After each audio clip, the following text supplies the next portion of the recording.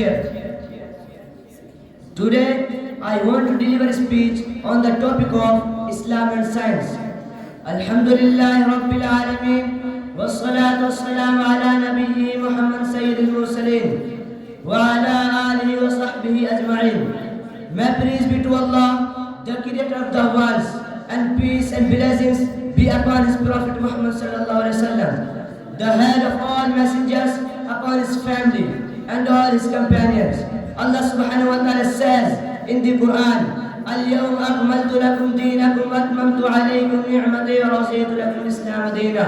Today I have perfect reason for you and have completed my blessing upon you and chosen Islam as reason and a way of life for you. Nowadays it is a general question arising in our mind which thinks something about this modern age, the age of science and technology, the age of inventions and discoveries. The question is, what is the relation between Islam and science? What is an Islamic approach to science? And does Islam have any harmony with the modern science? Dear audience, first of all, it is necessary to clarify that Islam is the eternal and perfect lesson of Allah. It is in a complete harmony with human nature, so it can never be contrary to the laws of nature. Its teachings and doctrines can with the ups and downs of every age. Its basic rule and fundamental doctrines handle with the ups and downs.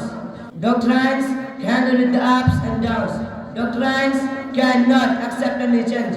Allah subhanahu wa ta'ala has perfected and regarded it as the favorite lesson forever. As he said, Inna ad-deena 'inda Allah Islam. Truly, the recognized religion in the sight of Allah is Islam. Thank you so much for listening to me with great patience. Assalamu alaikum.